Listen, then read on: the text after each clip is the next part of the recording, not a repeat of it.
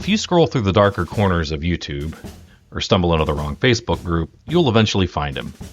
The Patriot pastor. He's usually standing behind a plexiglass pulpit, maybe flanked by an American flag that's slightly larger than the Christian one. He's wearing a tactical vest over his dress shirt, or maybe he's just wearing a lapel pin that looks like a cross, but it's actually an AR-15. And he is screaming. He's screaming about how the church has gone soft.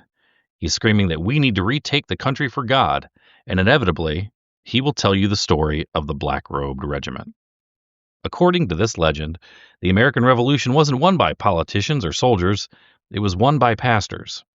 These were men of God who preached liberty on Sunday and shot redcoats on Monday. They were the spiritual special forces of 1776, the ones who gave the revolution its moral spine. And the modern pastor argues, if we want to save America today, we need to be like them. We need to merge the Bible and the bullet. It's a hell of a story. It's cinematic, it's inspiring, it validates the modern Christian nationalist desire to be a holy warrior. It's also a textbook example of what I call rhetorical stolen valor. If you're a veteran, you know what stolen valor is. It's when some guy buys a surplus uniform and pins a ranger tab on his shoulder because he wants the respect without the sacrifice. He wants the authority of the warfighter without the discipline of the service. Well, the modern Christian right is engaging in historical stolen valor. They are putting on the costumes of the 18th century. They are borrowing the patriotic piety of the founders to justify their own hunger for power. They want you to believe that the pulpit was the tactical operations center of the revolution. And this isn't a theoretical example. Let's look at a recent field report from right here in Pennsylvania. Just outside Harrisburg, a pastor named Zach Hoover decided that a Bible wasn't enough to drive his point home. He needed a prop, so he brought an AR-15 onto the stage. He wasn't talking about the Second Amendment. He was preaching a sermon called Clearing the Room.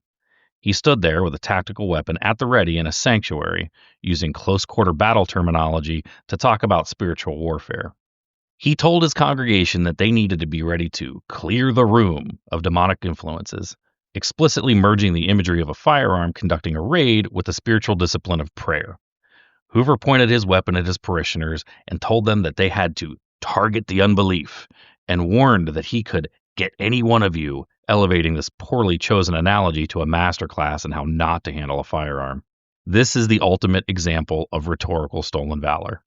Hoover took the deadly serious, disciplined reality of room clearing, a tactical skill that soldiers and police trained for years to master, and turned it into a sermon illustration. He borrowed the lethality of the rifle to give weight to his words because he feared the gospel alone wasn't scary enough. He wants the authority of the operator without the risk of the raid. He wants his congregation to see him not just as a shepherd, but as a sheepdog with an M4 bite.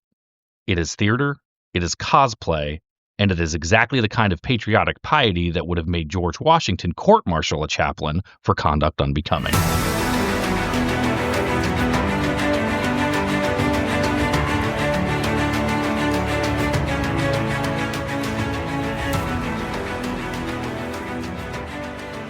You are listening to False Foundation. I'm Jim. We are here to dismantle the Christian nationalist myths of the American founding and look at the cold, hard mechanics of how our republic was actually built. No idols, no pedestals, just the facts. Let's move out. Zach Hoover isn't operating in a vacuum. He thinks he's carrying on a tradition. He thinks he's part of a lineage. But if you actually look at the intelligence reports from the 1770s, you find a very different story. The Black Road Regiment wasn't a badge of honor. It was a British insult. And the founders, they didn't view these pastors as commanders. They viewed them as loudspeakers. This wasn't a religious revival. It was an information war. And in 1776, the pulpit wasn't a sacred space. It was just the only mass media technology that could reach the illiterate masses. Let's start with the name itself, the Black Robed Regiment. It sounds cool, right? It sounds like a unit you'd unlock in a video game. But the Patriots didn't call themselves that. The term was coined by Peter Oliver, the Loyalist Chief Justice of Massachusetts.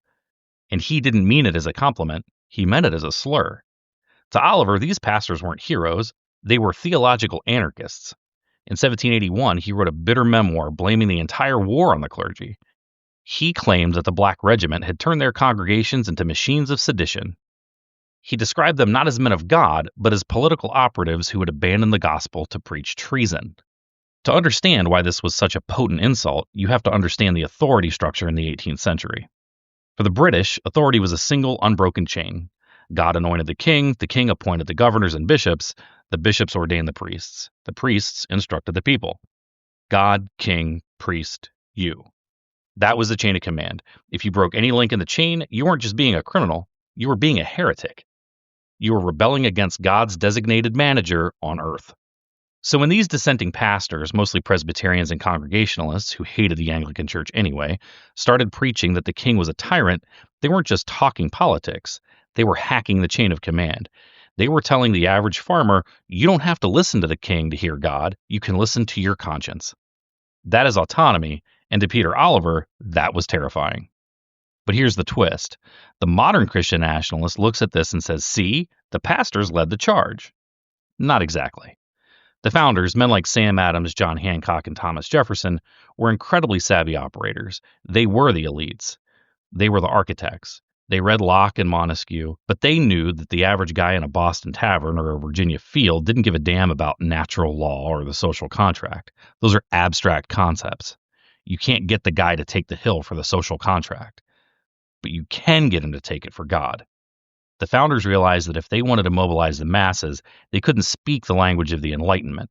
They had to speak the language of the apocalypse. They needed the pastors to translate their political grievances into spiritual imperatives. So, the black-robed regiment wasn't leading the army. They were the signal corps. They were the broadcasting tower. The founders wrote the script, and the pastors read it on Sunday morning. So how did this work? How do you take a complicated legal argument about tax rates and parliamentary representation, which is boring, and turn it into a blood-pumping holy war? You need a distribution network. In 2025, if you want to start a movement, you have X, formerly Twitter, you have podcasts, you have cable news. In 1775, you had the Sunday sermon. We have to look at the logistics here. In colonial New England, literacy rates were high, but news traveled at the speed of a horse. Newspapers were weekly, expensive, and often localized, but everyone went to church. The meeting house was the only space where the entire community gathered in a single room, sat down, and shut up for 2 hours. The founders didn't look at the church and see sanctuary, they looked at it and saw a broadcast tower.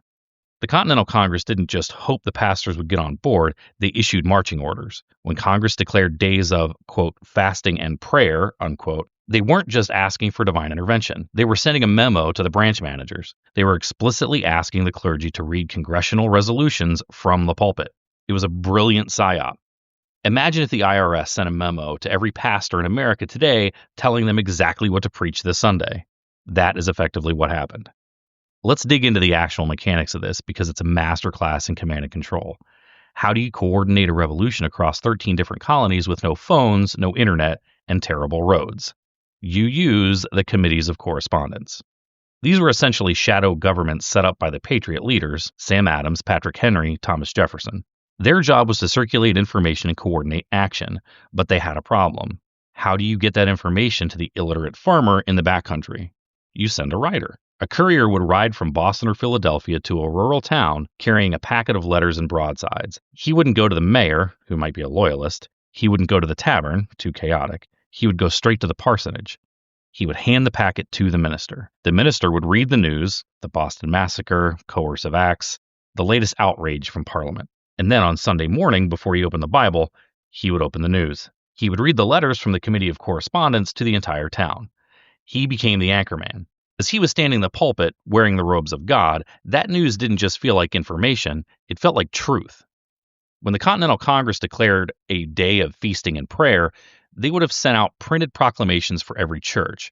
These weren't vague calls for piety, they were political manifestos. They listed specific grievances against the king and instructed the pastors to pray for specific political outcomes. So when you hear about the black-robed regiment, don't picture a spontaneous uprising of holy men, picture a highly organized, top-down information network. The founders treated the clergy the way a modern political campaign treats its email list. They were the distribution node for the narrative. The founders needed to rebrand a secular dispute into a spiritual crisis. If you tell a farmer, the British are putting a tax on tea, he might say, well, I drink cider, so who cares? But if you tell him the British are trying to enslave your soul and establish a popish tyranny, well, now he's grabbing his musket. They needed to manufacture what the Heritage Foundation, the architects of Project 2025, calls patriotic piety. Kevin Roberts writes that we need to restore this patriotic piety today because it prompts action. He quotes Benjamin Rush saying that patriotism is both a moral and religious duty. That is the key. They turned a political opinion, independence, into a religious duty, piety. They collapsed the distance between citizen and saint. If you supported the war, you weren't just a good patriot, you were a good Christian. And if you didn't, you weren't just a Tory, you were a sinner. But there was a massive problem, a chink in the armor. It's called Romans chapter 13. For 1700 years, this was the favorite Bible verse of every king, emperor, and tyrant in Europe. The Apostle Paul writes, "Let every soul be subject unto the higher powers, for there is no power but of God. The powers that be are ordained by God. Whosoever therefore resisteth the power, resisteth the ordinance of God. And they that resist shall receive to themselves damnation." That is not ambiguous. It doesn't say, obey the king unless he taxes your tea. It says, obey the king or go to hell. To the average 18th century Christian, rebellion wasn't just illegal, it was a damnable sin.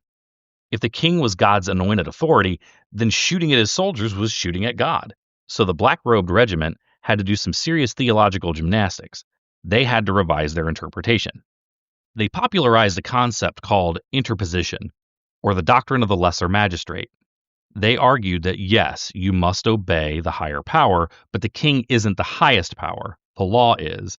And since God's law is higher than the king's law, if the king breaks God's law by being a tyrant, he effectively unkings himself. He becomes a common criminal. Therefore, resisting a tyrant isn't rebellion, it's obedience to God. To understand how radical this was, you have to look at the source. This idea wasn't invented in America. It was cobbled together in Germany during the Protestant Reformation. It comes from something called the Magdeburg Confession of 1550. Lutheran pastors were being told by the Holy Roman Emperor to stop preaching their faith. They had to find a way to say no to the emperor without saying no to God. So they invented the doctrine of the lesser magistrate. The theory goes like this. God establishes all authority, but he establishes it in layers. You have the king, the greater magistrate, and you have the local officials, the lesser magistrates. If the king becomes a tyrant and breaks God's law, the lesser magistrate has a duty to step in and stop him. The black-robed regiment took this German theological loophole and weaponized it for the American colonies. They told the people, the Continental Congress are your lesser magistrates. They are interposing themselves between you and the tyrant King George III. If you obey Congress, you are obeying God's system of order. It was brilliant. It allowed them to flip the script. The British were saying, you were rebels. The pastors were saying, no, the king is the rebel. We are just keeping the law. But think about the autonomy this requires. For 1,000 years, the average peasant was told, obey the man in the crown. Now, suddenly, he's being told, look at the man in the crown, compare him to the Bible, compare him to the law. If he doesn't measure up, you have the right, no, the duty to fire him. That is a terrifying level of autonomy to hand to a population.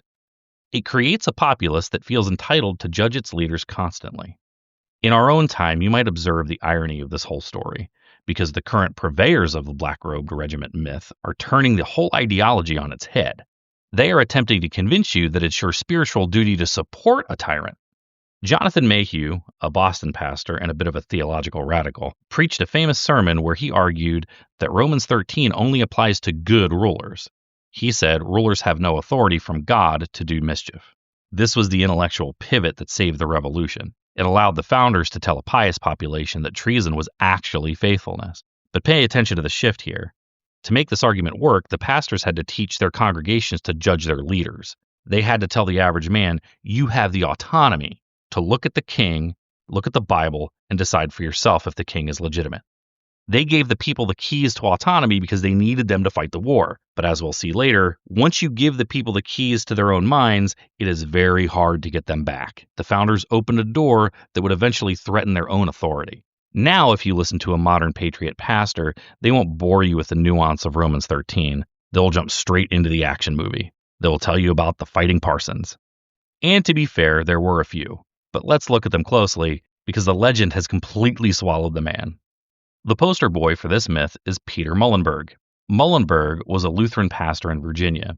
The story goes that on a Sunday in January 1776, he preached a fiery sermon from Ecclesiastes. To everything there is a season, a time of war, and a time of peace. And then in a moment of pure theatrical genius, he allegedly declared, and this is a time of war. He ripped off his black clerical robe to reveal a colonel's uniform of the Continental Army underneath. He then ordered drums to beat at the church door and recruited 300 men from his congregation right on the spot.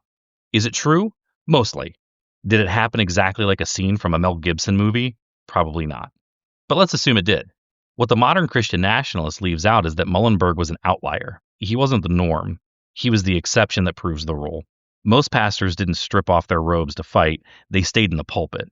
But Muhlenberg is useful because he provides the visual. He allows the modern pastor, safe in his air-conditioned sanctuary in 2025, to cosplay as a soldier.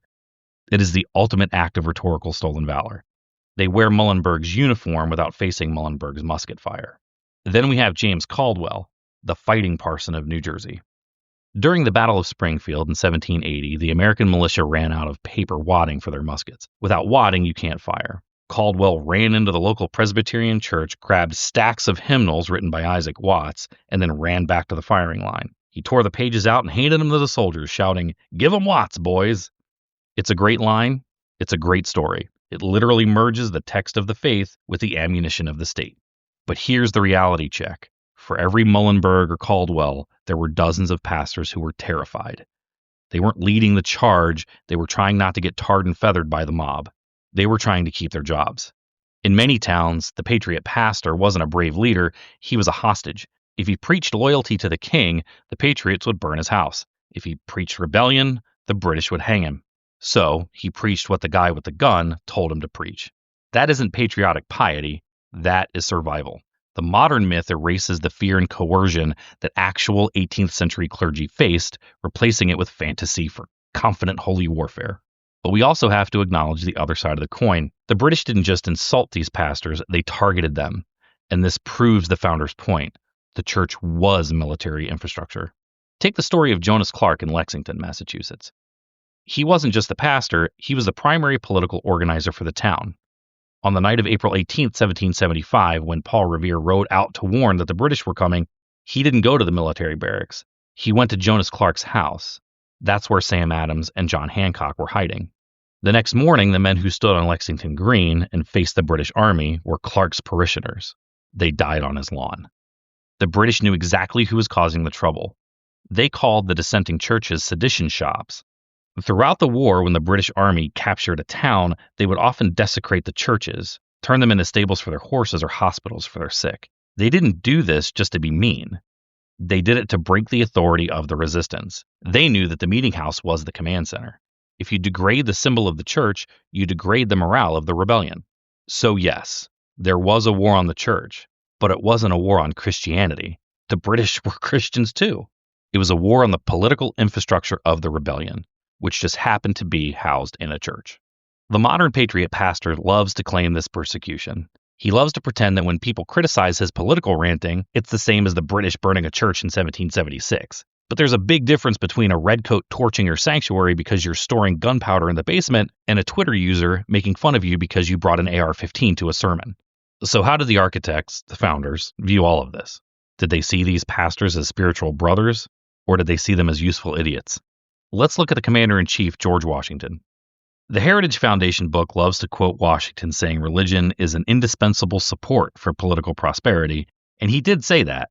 But let's look at why he said it. Washington was a general before he was a president. He cared about logistics, supply lines, and discipline. When he insisted on having chaplains in the army, it wasn't because he was worried about the soldiers' souls, it was because he was worried about their behavior.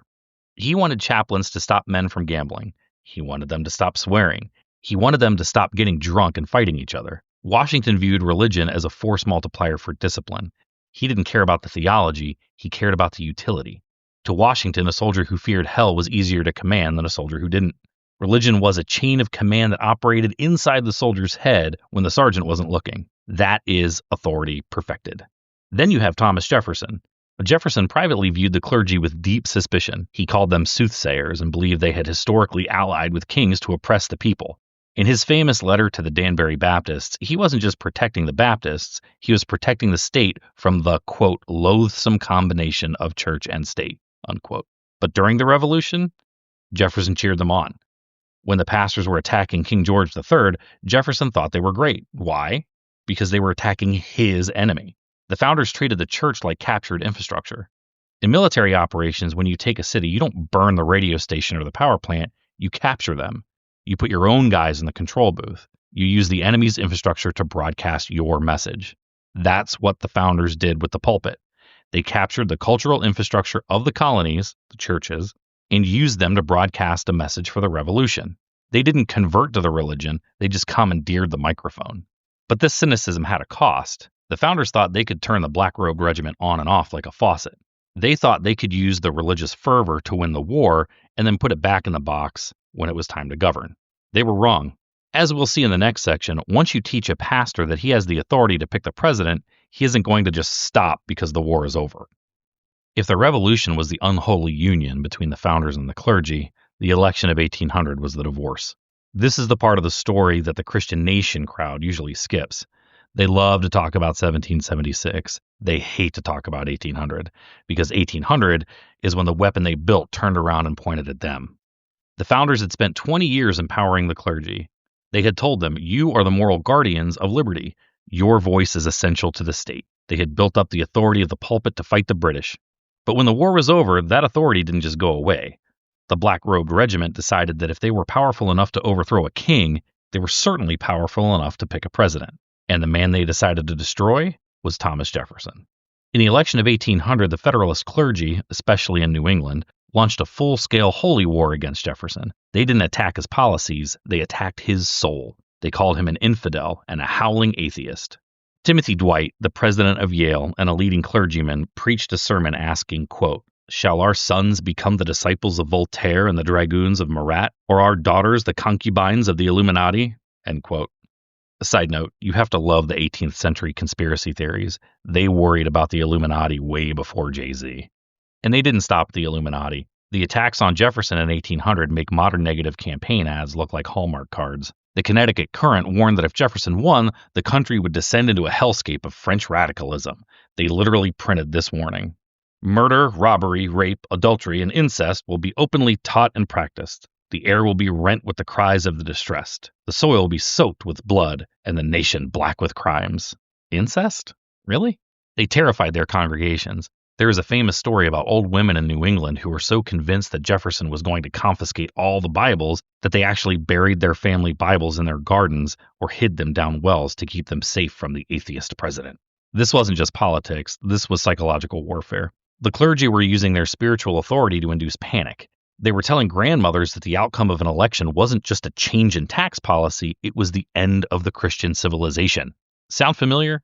This is the Flight 93 election rhetoric of 1800.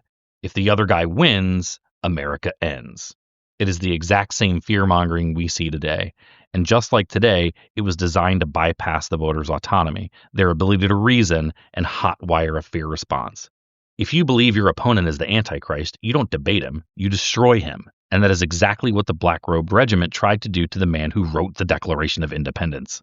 This terrified the founders. They realized too late that they had created a monster. By mixing religion and politics to fight the British, they had empowered a clerical class that now felt entitled to rule. This is the context for Jefferson's famous Wall of Separation letter. It wasn't just about abstract philosophy, it was self-defense. When he wrote to the Danbury Baptists in 1802, he wasn't just talking about theology, he was trying to build a firewall to keep the Black-Robed Regiment out of the White House. I can only imagine the cognitive dissonance at play in the mind of a Christian nationalist that has to contend with the idea that American religious leaders railed against Jefferson, one of the most venerated people in our history. And even worse, they accused him of being an atheist. History doesn't repeat, but it rhymes. And it is fascinating to learn that they were fear-mongering the idea that Jefferson would take their Bibles the same way progressives are going to take their guns or turn their kids gay. This perfectly captures the idea that inclusiveness is somehow a theft of someone else's rights, a common theme in today's political landscape. Jefferson realized that patriotic piety, the very thing the Heritage Foundation wants to bring back, was a threat to a free public. Because once you convince a group of people that their political opponents are enemies of God, you can't govern them. You can only conquer them. So what is the lesson here? The modern Christian nationalist looks at the black-robed regiment and sees a blueprint. They see a golden age where the church and the state operated in lockstep, marching towards glory. They want to wear the uniform. They want the rhetorical stolen valor of being a founding father with a Bible in one hand and a musket in the other. But if you look at the actual history, you see a much more cynical reality. The pastors thought they were leading a holy war to build a new Jerusalem. The founders knew they were just winning a political war to build a commercial republic. The pastors were true believers. The founders were operators. To men like Jefferson and Franklin, the black-robed regiment weren't co-commanders. They were strategic corporals.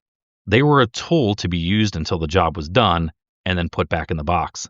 And we see the exact same dynamic today. We see cynical politicians, men who have never shown an ounce of genuine piety in their lives, draping themselves in the flag and the cross. They tell the modern patriot pastors exactly what they want to hear. They promise to restore their authority. And the pastors eat it up. They line up to be the new black-robed regiment, not realizing that to the people in power, they're just captured infrastructure. They are just a broadcast tower for a message they didn't write. The tragedy of the patriot pastor isn't that he loves his country. It's that he is selling his autonomy for a seat at the table. He is trading the independence of the gospel for the influence of the state. And as history shows, that is always a bad trade. True freedom, true autonomy, means reading the book for yourself. It means looking at the Constitution and the Bible and deciding what they mean without a man in a robe telling you how to vote. It means recognizing that the authority they claim is usually just a mask for their own power. The founders broke the authority of a king, who was also the head of the Anglican Church. It is up to us to keep breaking the authority of anyone who tries to take his place, whether they are wearing a crown, a suit, or a black robe.